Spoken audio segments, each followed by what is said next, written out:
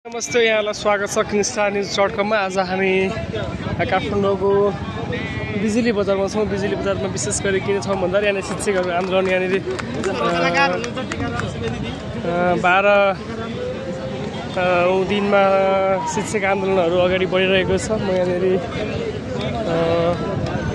यस आन्दोलनमा सहभागीको लागि म आइरहेको छु। यहाँ एकदमै ठुलो मासमा ठुलो भिडमा देखिरहेको छु मैले यहाँनिर।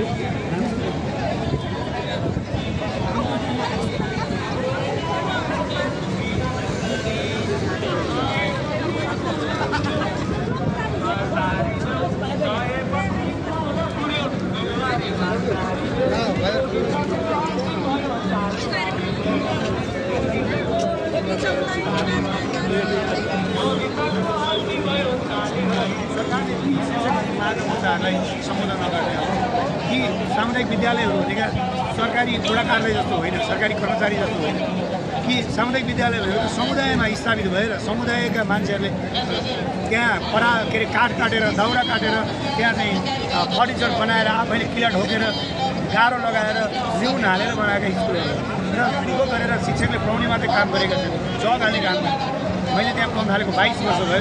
मैले त्यहाँको स्कुलको जग हालेँ, ढुङ्गा बोक्नेदेखि लिएर इँटा बोक्नेदेखि लिएर सिमेन्ट बोक्नेदेखि लिएर काठ बोक्नेदेखि काम गरेर आज त्यत्रो विद्यालय पढ्न सक्ने अवस्था बनेको छ। भनेको हामी दिन रात भनेर विद्यालयमा काम गरिरहेका छौँ। तर म राहत कोटामा छु, मेरो राहतको भविष्य छैन। मैले छोडेको दिन 1 रुपियाँ पनि मसँग पैसा कि मलाई राहत पनि कति वर्ष, राहत भनेको करार हो। करार कति वर्ष? 1 वर्ष, 2 वर्ष, 10औं वर्ष।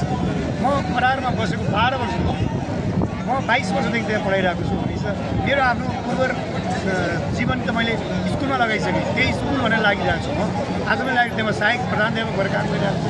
त्यो स्कुल भनेर म राज्य लागिरहेको छु। तर राज्यले अब मेरो स्थायीको कुरा के त मेरो उर्वर समय मेरा चाहिँ जति पनि एउटा चाहिँ हरिलो समय चाहिँ जुन काम गर्न सक्ने समय मैले त्यहाँ खर्च गरिसकेँ। जति बेला आयोग पनि लडेन, आयोग पनि खोलेन, मैले आयोग दिन पाएन, मैले उमेर गरेँ। अब मलाई चाहिँ राज्यले स्थायीको लागि काम गर्नु पर्दैन। स्थायीको गर्ने कुराहरू कहाँबाट भन्दा अग्रगामी शिक्षा ऐन जुन अहिले हामीले माग गरेर 14 दिनदेखि आन्दोलन छ र त्यो आन्दोलनबाट अब शिक्षा ऐनले जानुपर्छ। साँच्चीकै अब हामी जस्ता शिक्षकहरू पिडियो भएर बस्नु हुँदैन, कति बेलासम्म बस्ने भन्ने हिसाबले नै हामी यहाँ आन्दोलन आएका छौँ। हामी कक्षा कोठामा हुनुपर्ने शिक्षकहरू किन सडकमा छौँ? पक्कै पनि यो देशको नागरिक समाज, यो देशको चाहिँ राजनीति गर्ने मान्छेहरूले बुझ्नुपर्छ। किनकि तपाईँहरूलाई पढाउने यही शिक्षकहरू आज किन सडकमा 14 दिनदेखि पानी खाएर बसिरहनु भएको छ, घाममा सेकेर बसिरहनु भएको छ भन्दाखेरि यो पक्कै पनि यो देशको व्यवस्था परिवर्तन भयो, अवस्था परिवर्तन भएन। अवस्था किन परिवर्तन भएन भन्दा देशको शिक्षा अवस्था राम्रो भएन, राम्रो शैक्षिक जनशक्तिहरू उत्पादन हुन सकेन। यो शिक्षा ऐन पञ्चायतकालीन शिक्षा ऐन लिएर गणतन्त्रमा तपाईँले अभ्यास गर्यो भने कस्तो खालको तपाईँले प्रोडक्ट निकाल्ने हो। अब अग्रगामी शिक्षा ल्याउनु पऱ्यो, विद्यार्थी मैत्री, शिक्षक मैत्री र शिक्षा मैत्री शिक्षा ल्याउनु पऱ्यो। संविधानले तोकेको समाजवाद उन्मुख शिक्षा कसरी तपाईँले लागू गर्नुहुन्छ त्यो कुरा ल्याउनु पऱ्यो र अग्रगामी शिक्षा ऐन लिएर आएर मात्रै सम्भव छ भन्ने कुराले गर्दाखेरि त्यो ल्याउनुपर्छ निर्णायक हो भनेर हामी आइरहेको छ। 5 जना अरू चाहिँ राहत हुनुहुन्छ, करारका हुनुहुन्छ। अरू राहतको केही सङ्घीय अनुदान, त्यसपछि गाउँपालिका अनुदान, अब त हुन त वडा अनुदान कति के यो तह पनि कति छ होइन, जसको चाहिँ कुनै ग्यारेन्टी छैन। न्यून स्यालेरी छ, शिक्षकको अभाव छ। अहिले मेरो स्कुलमा म्याथ टिचरहरू नभएर मैले 10 चोटि भ्याकेन्सी गर्दा आउँदैन। किन आउँदैन भने अब गाउँपालिकाले दिएको अनुदानमा न्यून 31,000 तलब छ, कसरी आउँछ? को आउँछ?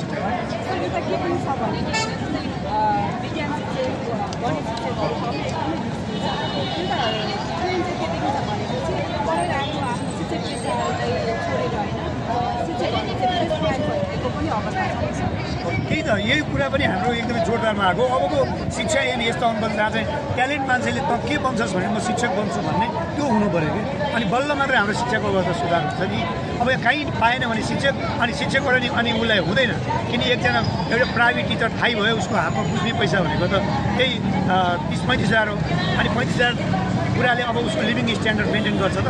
गर्दैन। अनि ऊ 1-2 वर्ष काम गर्छ, सँगै गएको साथी विदेशमा गएर आएर घडेरी किन्छ, घर बनाउँछ, अनि अर्को वर्ष उसले छोडेर जान्छ। निजामती सेवा ऐनमा मावि तहमा नाम निकाल्ने शिक्षक निजामतीको सुब्बामा गएर भिडेर उसले नाम निकालेर सुब्बामा गइरहेछ। अनि तपाईँ शिक्षाको कसरी गुणस्तर माग्नुहुन्छ? अब राम्रो किसिमको विषयहरूको मेजर विषयहरूको तपाईँ टिचरहरू कहाँबाट खोज्नुहुन्छ यो एकदम च्यालेन्ज छ चुनौती छ त्यसैले गर्दा पनि अब शिक्षक चाहिँ एउटा प्रतिष्ठित पेसा हो यो भनेको चाहिँ अब एकदमै जेन्युन पेसा हो र अब सबैको रोज्ने पेसा भनेको पहिलो चाहिँ शिक्षक हो भन्ने बनाउनु पनि अब शिक्षक चाहिँ एउटा चाहिँ समय सापेक्ष भएर आउनुपर्छ समयको माग अनुसार आउनुपर्छ भन्ने हाम्रो मुद्दा हो त्यही मुद्दामा हामी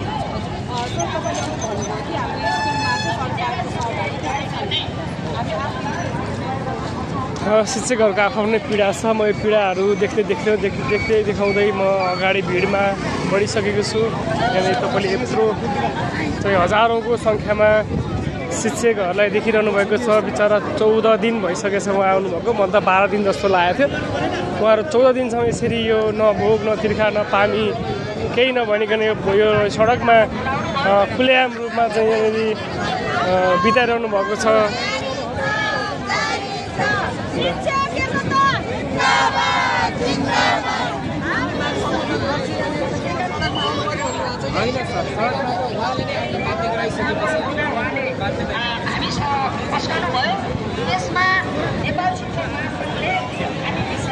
व्यवस्थालाई राम्रो बनाउनु पक्ष हो शिक्षा यही शिक्षालाई राम्रो बनाउनु त र हामी माग्न आउनु पर्ने नै होइन वास्तवमा भन्ने हो भने संविधान जारी भएको 3 वर्षभित्र हरेक नियमहरू लागू हुनुपर्ने हुन्छ ल्याउनु पर्ने हुन्छ कानुन बनाउनु पर्ने हुन्छ तर आज 10-11 वर्षसम्म पनि एउटा कानुन बनाउन सकेको छैन शिक्षक यहाँ निक्लिनु पर्ने नै होइन थियो राज्यले आफैले बनाउनु पर्ने थियो कि हामीले राम्रो व्यवस्था गरेर शिक्षा क्षेत्रलाई राम्रो बनाऊ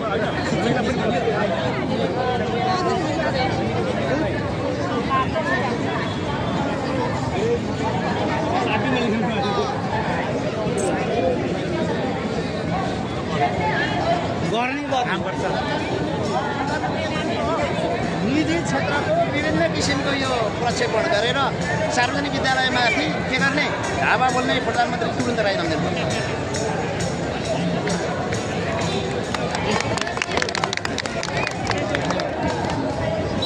यहाँ प्रधानमन्त्रीको राजीनामा माग भइरहेको रहेछ छुट्टै पीडा छ फेरि यहाँनिर पीडा सँगसँगै रमाइलो पनि गर्नुपर्छ भन्ने उद्देश्यले रमाइलो पनि गर्नुभएको छ हाम्रो शर्मी सरले रमाइलो पनि गर्न जान्नुहुन्छ भन्ने उदाहरणको रूपमा यो फेरि हाम्रो टिम रहेछ